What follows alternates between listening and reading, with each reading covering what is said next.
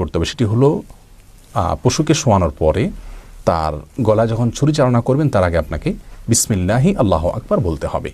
এরপরে আল্লাহুম্মা মিনকা ওয়ালাক এটি বলাও কোনো কোনো হাদিস দ্বারা প্রমাণিত।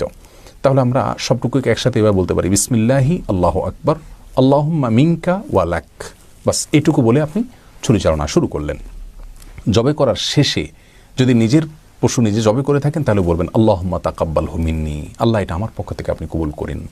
এবং এটা না বললেও কোনো অসুবিধা নেই, তবে এটা বলা উত্তম। আর অন্য কারোর পক্ষ থেকে করলে আপনি বলবেন আল্লাহুম্মা তাকাব্বালহু মিন অমুক অমুক অমুক অমুক অমুক, অর্থাৎ অমুক অমুকের পক্ষ থেকে আল্লাহ আপনি এটা কবুল করেন। এটা আপনি বাংলায়ও বলতে পারেন, আল্লাহ এটি আমার পক্ষ থেকে কোরবানি হিসাবে আপনি কবুল করুন, অথবা আল্লাহ এটা অমুক অমুক অমুক অমুক তাদের পক্ষ থেকে কোরবানি হিসাবে কবুল করুন।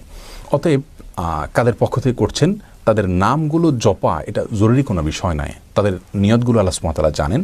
যদি তাদের নাম জপা না হয়, তাদের নাম বলা না হয়, তাতেও